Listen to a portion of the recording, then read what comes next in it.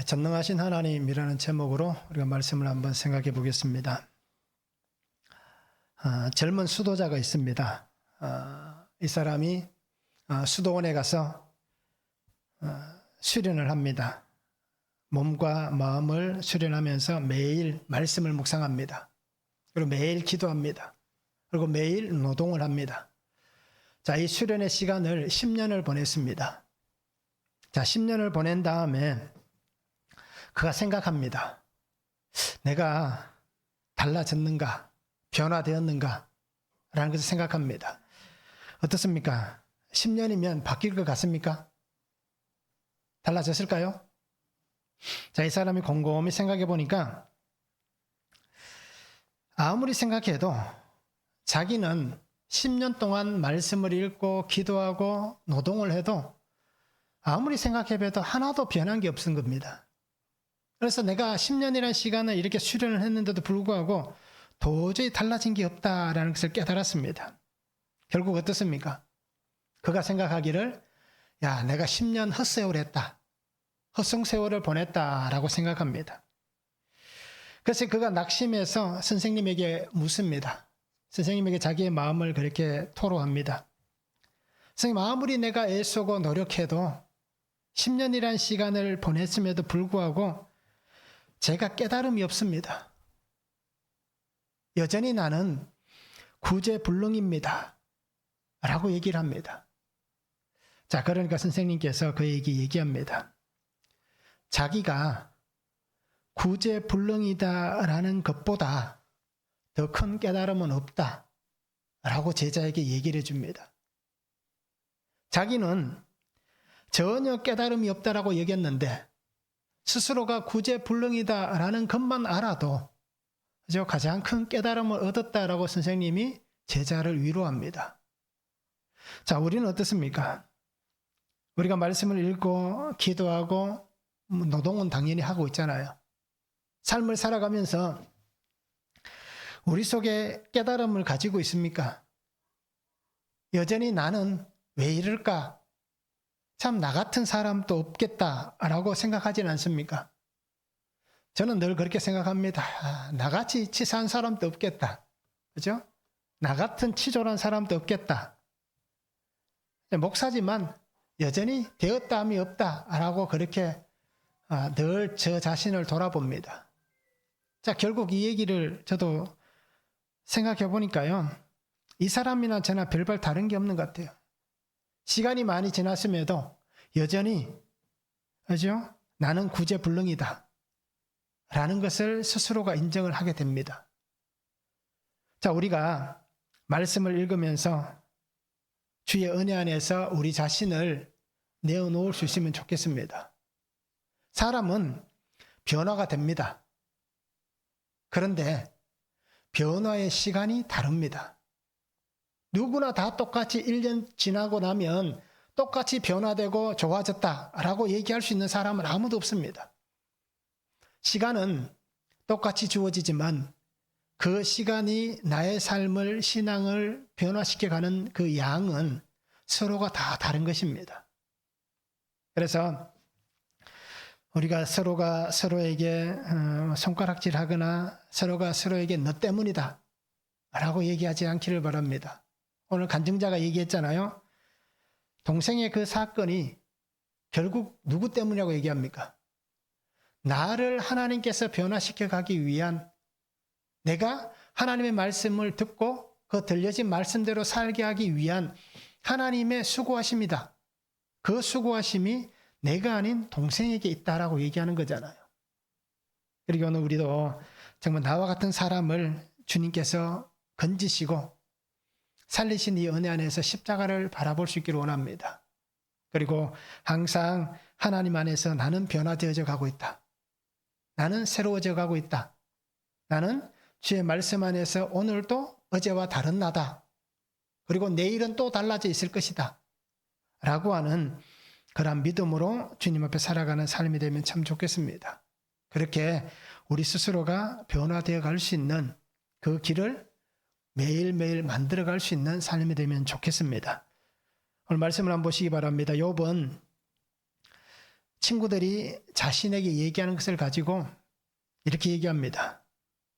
나도 너희만큼 지혜롭다라고 얘기를 하고 있습니다. 그럼에도 자기는 웃음거리가 되고 조롱거리가 되었다라고 얘기합니다. 모든 생물의 생명과 그 사람의 목숨은 하나님의 손에 있다라고 말씀합니다. 지혜와 권능, 계략과 명철도 하나님의 것입니다.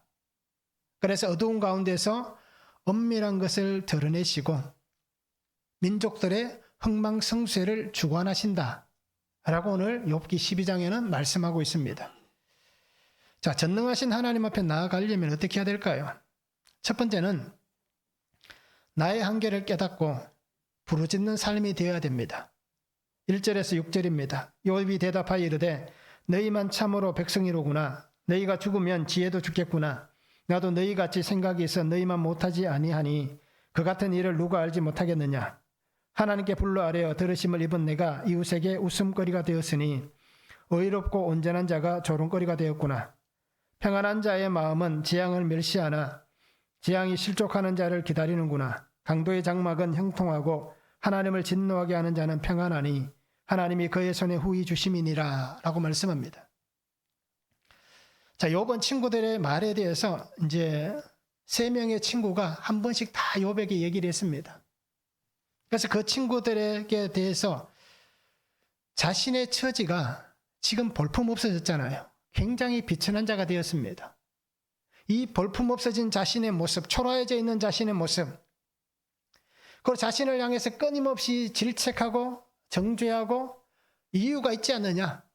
내가 이렇게 어려움을 당하는 것은 분명히 너의 죄 때문이다 라고 하는 정죄만을 끊임없이 쏟아내는 그들에게 오늘 욥은 얘기를 합니다. 나도 충분히 알고 있다라고 얘기를 합니다. 힘든 사람에게 얘기하면 어떻습니까? 나도 안다. 내 처지를. 이렇게 얘기하는 겁니다. 자, 2절과 3절이 얘기하잖아요. 너희만 참으로 백성이냐? 너희가 죽으면 지혜도 죽겠구나. 나도 생각이 있다라고 얘기합니다. 즉, 이 얘기는 무슨 얘기입니까? 나도 그 정도는 다 알고 있다라는 얘기입니다. 친구들이 찾아와서 위로하기보다는 오히려 자신을 정죄하고 비난하고 또 자기 잘난 것을 주장하고 있습니다. 그러면서 나와 같은 우리같이 이렇게 의로운 자라고 얘기하고 있는 친구들입니다. 자신을 향해서 끊임없이 악을 어떻게 보면 악함이라고 얘기할 수 있잖아요. 선한 의도로 얘기하지만 결국 따지고 보면 악한 소리잖아요. 그 소리를 들으면서 그들을 지적하고 있습니다. 옳고 그름을 따지는 그들에게 너희의 것도 잘못이다 라고 얘기합니다. 결국 욥이 하는 얘기는 이겁니다. 내가 지금 겪고 있는 시간과 환경들은 여러분들이 얘기하는 것 같이 추상적인 것이 아니다라는 것입니다. 친구들은 그냥 보여지는 것만 얘기하잖아요. 그래서 욥은 분명히 얘기합니다. 내가 이 겪는 것은 추상적인 것이 아니라 내가 직접 경험하고 체험하는 것이다. 나의 삶에서 내가 정말 이것을 겪으면서 지나가고 있는 시간들이다. 그러기에 추상적인 말을 통해서 내가 알고 있는 것이 아니라 내가 직접 경험하고 체험하면서 겪으면서 깨달은 것을 너희에게 나도 얘기할 수 있다 라고 얘기하는 것입니다. 경험하였기 때문에 충분히 당신들이 얘기하는 것을 나는 잘 알고 있습니다 라고 얘기합니다. 그래서 욥은 자신의 어떤 신앙과 삶에 대해서 나는 이런 신앙인이었다. 나는 이런 삶을 지금까지 살았다. 라는 것을 4절에서 얘기합니다. 하나님께 불러 아뢰어 들으심을 입은이라고 표현합니다. 내가 어떤 사람이었는지에 대해서 이렇게 한 줄로 친구들에게 얘기를 합니다. 즉 하나님께 자신이 기도한 기도의 사람이었고 하나님께 내게 말씀하시고 나는 하나님의 응답을 받으며 살았던 사람이다. 나의 삶은 그냥 주먹구구식으로 그냥 그렇게 대충 산 삶이 아니라 항상 하나님 앞에서의 삶이었다라는 것을 얘기하고 있습니다. 그러면서 그가 얘기하는 것은 당신들이 얘기하는 것 같이 나는 하나님 앞에서 죄로 인해 멸망당할 어떤 삶도 살지 않았다. 내가 이 죄 때문에 멸망당할 어떤 일도 나는 저지르지 않았다. 라는 것을 분명히 얘기하고 있는 것입니다. 그가 보여준 이 신앙의 모습에서 욥은 하나님을 경외하는 사람이었음을 알게 합니다. 그렇게 주의 은혜를 입었고 주와 함께 삶의 길을 걸었습니다.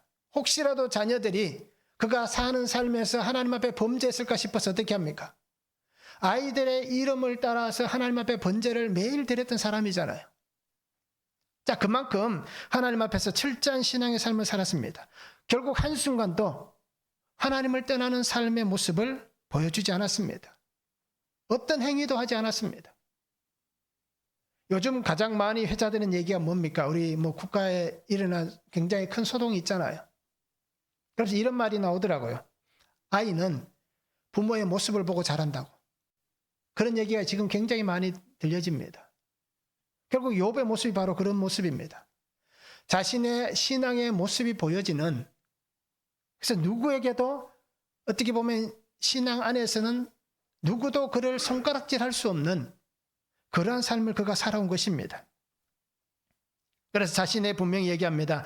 하나님께 불로 아뢰어 들으심을 입은 자다. 나는 항상 하나님께서 나를 하나님의 응답 가운데 살게 하시고 나도 하나님에게 아뢰고 그렇게 살아왔던 자다라고 얘기를 하고 있는 것입니다.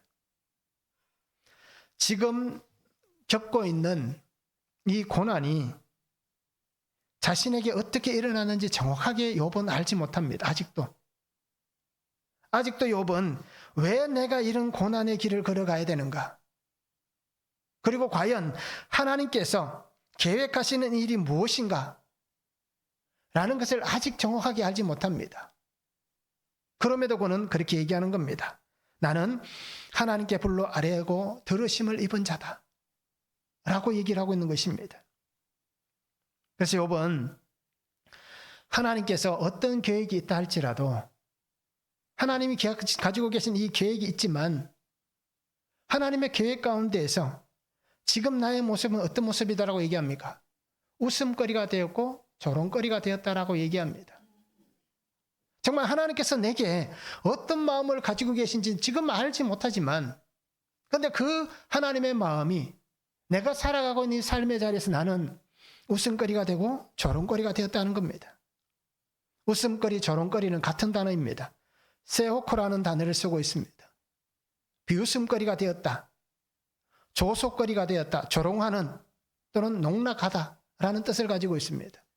그러니까 사람들 앞에서 정말 나는 농락거리가 된, 쉽게 얘기하면 사람들의 입에 오르내리면서 그 사람들의 어떤 즐기는, 이렇게 표현해서 죄송합니다. 사람들의 안주거리가 되어져 있는 그런 인생이 되었다라고 그는 얘기를 하고 있는 것입니다.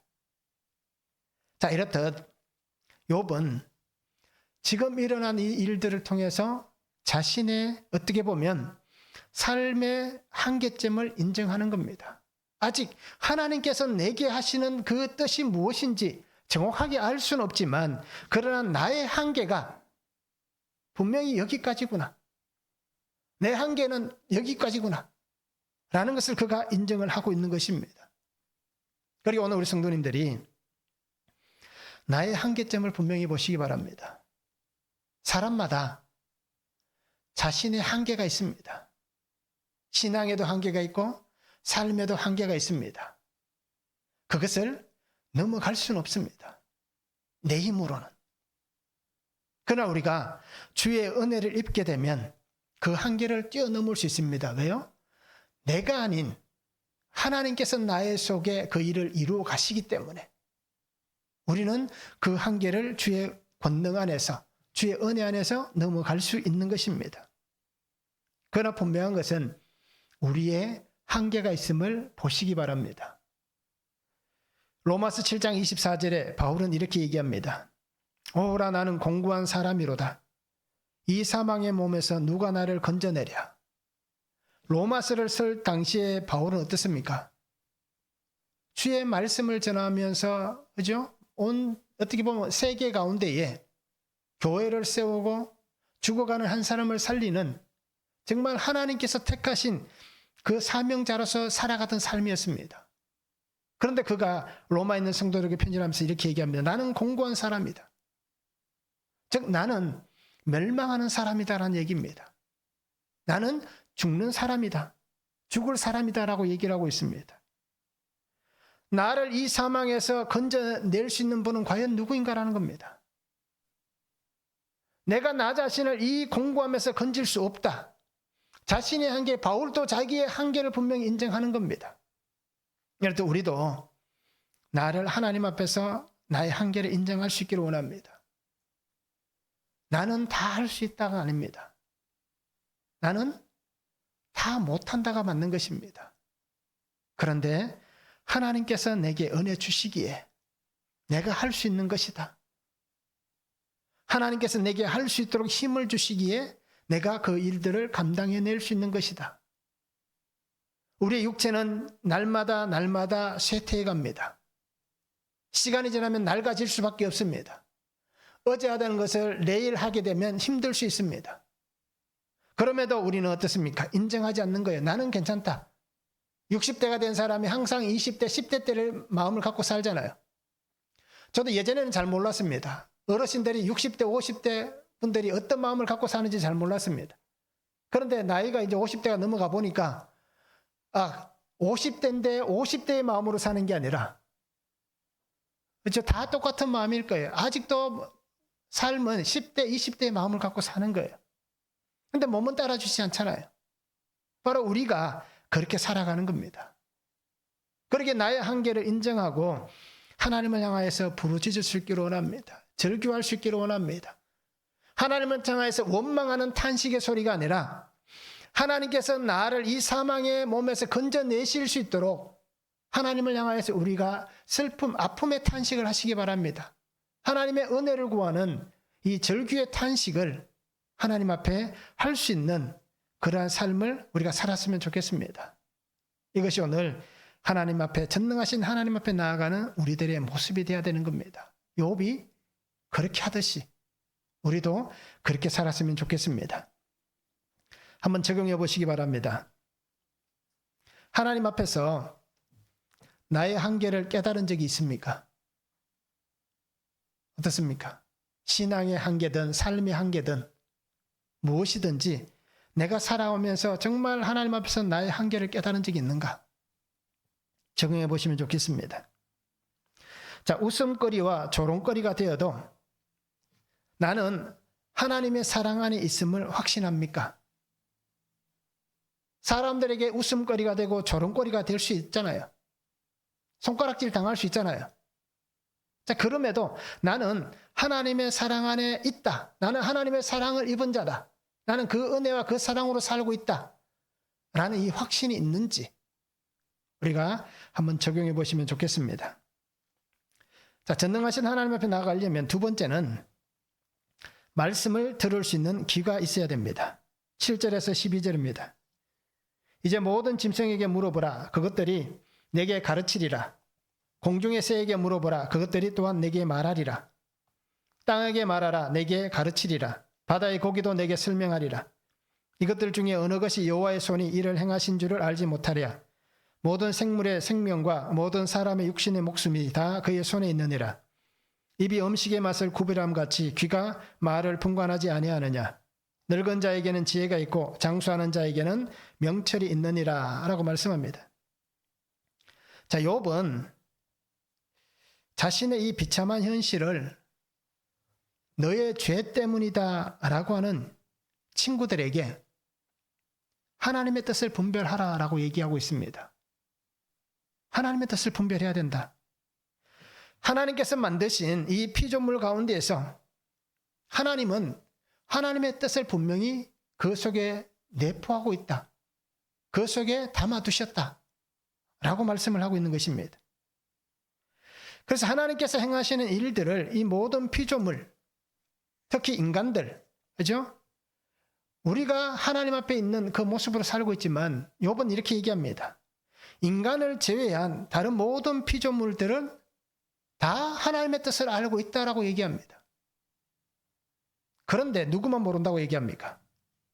사람만 그 하나님의 뜻을 모르고 있다라고 얘기를 하고 있습니다. 그러기에 친구들이 지금 엘리바스, 빌닷, 소발이 와서 얘기하잖아요. 끊임없이 욥을 질책합니다. 자, 그들에게 분명히 얘기하는 겁니다. 하나님께서 말씀하시는 것을 분별해 보아라. 하나님께서 우리에게 하신 말씀 이 피조세계에 다 있는데 너희는 그 하나님의 말씀을 듣고 있는가라는 것입니다. 그래서 하나님의 뜻을 짐승들에게 한번 물어봐라. 새에게 물어봐라. 땅에게 물어봐라. 바다의 고기에게 물어보라. 그들에게 물어보면 하나님께서 우리에게 알게 하실 것이다 라고 얘기를 하고 있습니다. 그들이 너희가 듣고 싶어하는 하나님의 일들, 하나님의 말씀을 할 것이다 라고 얘기하고 있습니다. 자, 우리는 하나님의 말씀을 잘 듣고 있습니까? 어떻습니까? 우리에게 말씀하시는 하나님의 은혜를 잘 구별합니까? 사람이 살아가면서 눈에 보이는 것은 잘 분별할 거예요. 아, 이렇게 가면 안 된다. 이렇게 가면 괜찮다. 라고 분별할 거예요. 그런데 눈에 보이지 않으면 어떻게 될까요? 내 생각대로 할 거예요. 분별하는 게 아니라. 자, 하나님의 말씀, 하나님의 뜻은 하나님이 만드신 이 세계 속에 존재한다라고 분명히 얘기합니다. 특별히 로마서 1장 20절에 보면 창세로부터 그의 보이지 아니한 것들 곧 그의 영원하신 능력과 신성이 그가 만드신 만물에 분명히 보여 알려졌나니 그러므로 그들이 핑계하지 못할지니라. 하나님은 하나님이 만드신 이 세계 속에 영원하신 능력과 신성이 다 들어있다라고 얘기합니다. 즉 우리가 하나님이 만든 세상 속에 살면서 하나님께서 하시는 말씀들을 이 세상 속에서 보고 듣고 깨달을 수 있는 그 삶을 하나님께서 이미 다 조성해 놓았다라는 것입니다. 그런데 우리는 어떻게 합니까?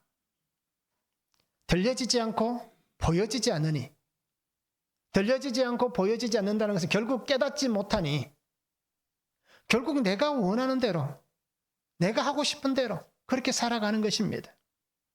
욥은 분명히 얘기합니다. 하나님의 손에 있다. 하나님의 주권 안에 있다. 라고 말씀을 하고 있습니다.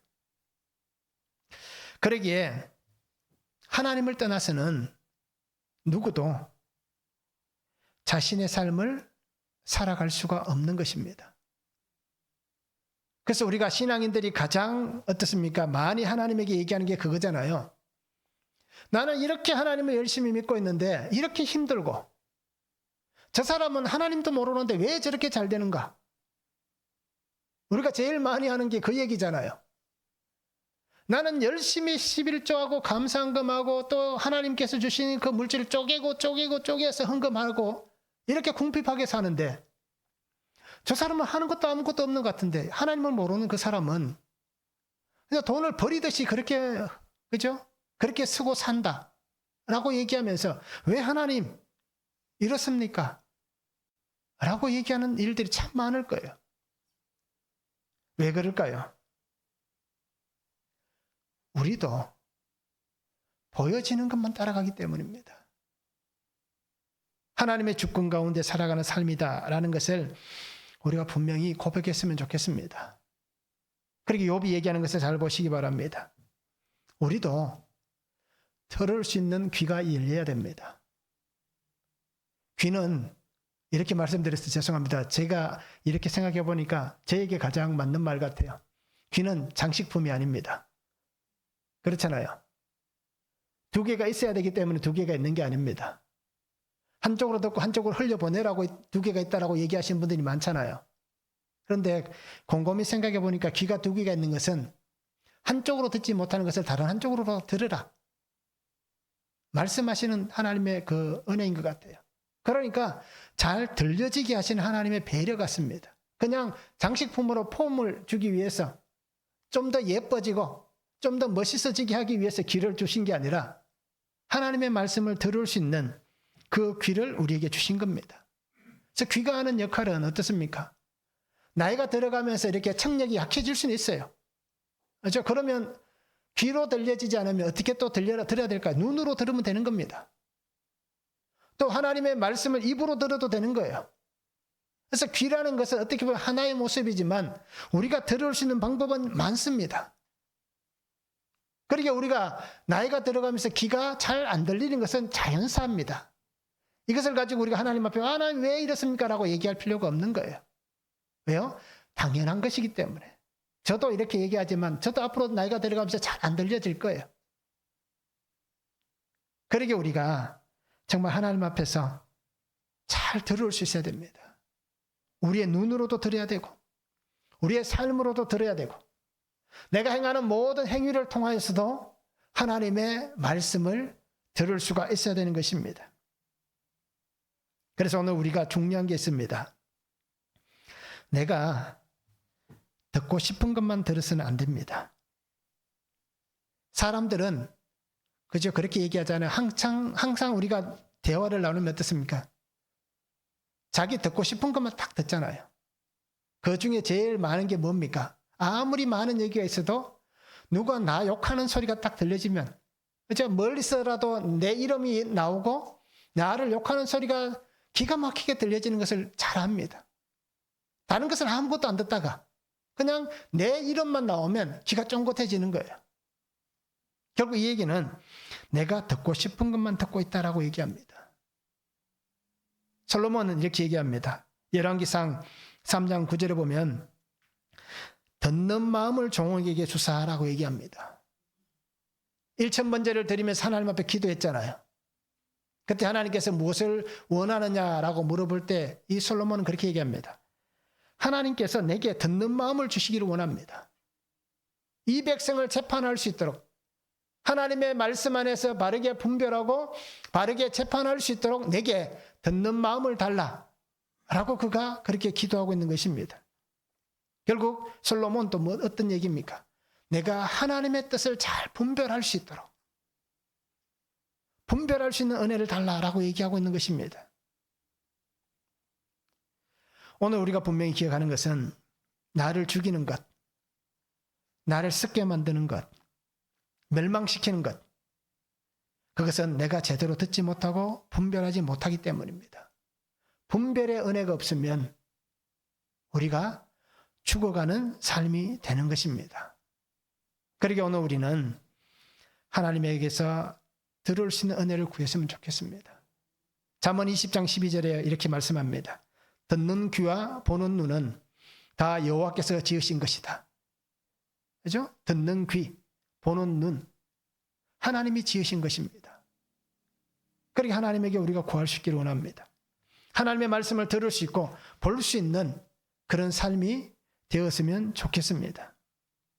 말씀이 들려지지 않으면 내가 살고 있는 이 삶이 올바른 것인지 분별하지 못합니다. 내가 살고 있는 이 삶이 말씀이 들려지지 않으면 정말 하나님께서 기뻐하시는 삶인지 우리가 알 수가 없습니다. 그러게 우리는 내가 원하는 대로 살고 내가 하고 싶은 대로 하고 내 중심, 자기 중심으로 살아가는 겁니다. 그러면서 우리는 항상 그렇게 얘기합니다. 하나님의 말씀이 참 잘 들려지고 있습니다. 스스로를 거짓되게 포장을 하고 위장하고 어떻습니까? 포장을 씌워서 겉이 아름답게 만드는 속에는 아무것도 없고 아니면 썩어 있는 그런 모습이면서도 우리는 스스로를 위장하는 그렇게 살아가고 있는 삶이 되는 겁니다. 하나님이 기뻐하시는 삶이다 라고 거짓된 인생으로 사는 것입니다. 욥도 어떻게 보면 아직 하나님의 말씀이 제대로 들려지지 않은 겁니다. 우리가 알고 있듯이 나를 구원하실 이 구속의 음성이 욥에게도 아직 들려지지 않고 있는 겁니다.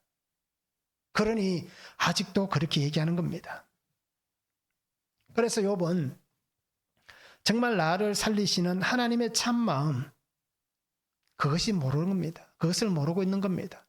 그러니 친구들의 얘기에 계속해서 반박을 하면서 변론을 하면서 자기의 의를 주장하고 있고, 그러면서 하나님을 향하여서 또 친구들을 향하여서 왜를 어찌하여를 끊임없이 외치고 있는 이 욥의 모습인 것입니다.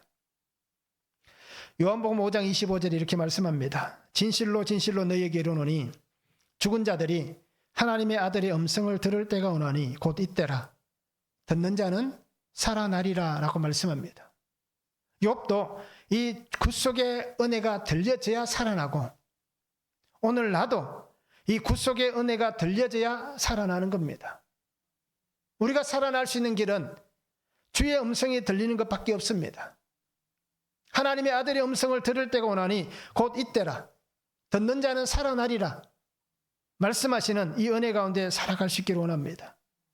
내가 말씀을 읽고 묵상해도 하나님께서 무엇을 말씀하신지 알 수 없다면 하나님 앞에 우리는 기도해야 되는 겁니다.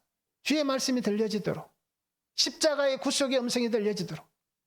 말씀드렸듯이 똑같은 날 똑같은 시간에 예수님께서 오늘 내가 나와 함께 낙원에 있으리라고 말씀하시는 그 구속의 음성을 한 명의 강도는 들었고 한 명의 강도는 듣지 못했습니다. 그러기에 똑같은 날 같이 죽었지만 한 사람은 주의 은혜 가운데 하나님의 품에 안기고 한 사람은 지옥으로 떨어지는 그런 인생이 되는 겁니다. 결국 우리도 마찬가지입니다.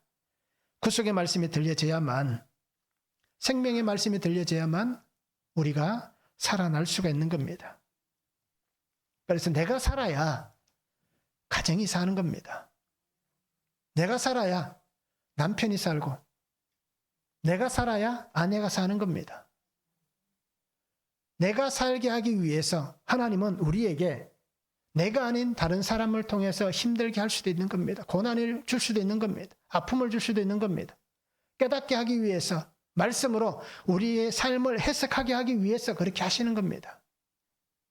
그리고 우리가 정말 하나님께서 주시는 이 말씀을 잘 듣고 함께 살아나는 그런 성도의 삶을 우리가 살았으면 좋겠습니다. 한번 적용해 보시기 바랍니다. 나의 환경과 상황은 어떻습니까? 그 가운데 말씀을 듣는 귀가 열려져 있습니까? 한번 적용해 보시기 바랍니다. 나에게 온 사건이 있습니다. 이 사건에서 나는 하나님의 뜻을 잘 분별하고 있습니까? 우리가 한번 적용해 보시면 좋겠습니다. 자, 세 번째는 인생은 하나님의 손에 있다는 사실을 인정해야 됩니다. 13절에서 25절에 말씀합니다. 자, 욥의 고백과 같이 지혜와 권능은 하나님께 있습니다. 계략과 명철도 하나님께 속하여 있습니다. 이것을 우리가 인정할 수 있어야 됩니다.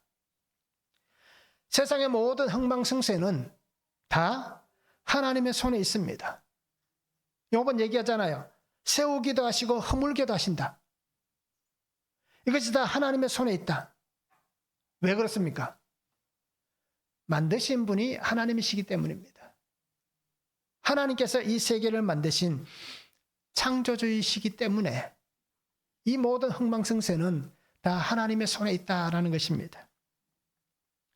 세상의 주인은 사람이 아닙니다. 우리는 오해하고 있습니다. 이 자연을 다스리는 것은 인간이다. 만물의 영장이라고 얘기할 수 있는 인간이 이 세상을 다스린다. 결국 이 세상은 인간 중심으로 돌아가고 있다. 라고 얘기하는 오해에 살아가고 있는 겁니다. 그렇게 오해할 수도 있겠지. 하나님이 우리에게 맡기셨기 때문에 그렇게 오해할 수도 있습니다. 성경에 나와 있는 말씀들을 우리가 자세히 보시기 바랍니다. 우리는 그냥 청지기에 불과한 거예요. 그냥 맡긴 것을 우리는 잘 관리하는 관리자에 불과한 겁니다. 그런데 우리가 내가 주인이다라고 생각하면 안 되는 겁니다. 우리는 아무것도 할 수 있는 것이 없습니다. 그냥 우리는 하나님이 만드신 피조물에 불과합니다. 그런데 내가 마치 주인인 것 같은 생각으로 살고 있는 사람들이 참 많습니다. 자, 얼마나 어리석은 인생들입니까? 또 그렇게 산다는 것 자체가 얼마나 악한 인생들입니까? 결국 이렇다는 것은 내가 하나님의 자리에 올라가 있는 겁니다. 내가 하나님이 되어 있는 거예요. 결국 그런 인생은 멸망할 수밖에 없습니다. 내가 하나님의 자리에 있으면서 하나님이 만드신 세상을 내 마음대로 쥐었다 폈다 한다 라고 하는 것은 정말 악하고 악한 인생들입니다. 우리는 그냥 하나님의 피조물이다. 예수님 안에서 구속을 받아야만 내가 살 수 있다. 예수 그리스도의 구속의 은혜 안에서 내가 하나님의 자녀가 될 수 있다. 그 구속의 은혜 안에서만 내가 하나님의 사람이 될 수 있다. 라고 하는 나의 위치를 분명하게 알아야 됩니다. 그래서 하나님의 은혜의 손 안에서 하나님께서 만드신 이 환경 속에서 하나님이 나를 두르시는 울타리 안에서 하나님의 보호하시는 삶을 살아갈 수가 있는 것입니다. 그런데 어리석고 미련한 사람들 어떻습니까? 이것을 인정하지 않습니다. 하나님의 손에 있다는 것을 인정해야 되는데 그것을 인정하지 않습니다. 자신이 가지고 있는 얇은 지식, 경험, 살아가는 삶의 방법들, 생각들, 어떤 세상에 주어지는 일들을 가지고 하나님을 판단하고 평가하면서 그렇게 악하게 살고 있습니다. 우리도 마찬가지입니다. 그와 같지는 않겠지만 우리도 비슷하게 살아가고 있습니다. 항상 자기 중심입니다. 항상 우리는 인본주의적 신앙에 사로잡혀 살아갑니다. 항상 우리는 세상 사람들과 똑같은 방법을 따라가며 살아가고 있습니다. 그러면서 나도 모르게 하나님에게서 멀어져 가고 있습니다. 그러면서 그렇게 얘기할 거예요. 왜 하나님, 나는 여전히 똑같은 방법으로 신앙생활 하는데 나에게는 응답이 없습니까? 왜 나에게는 은혜가 없습니까? 라고 얘기할 거예요. 우리가 그렇게 살고 있는 줄도 모르고.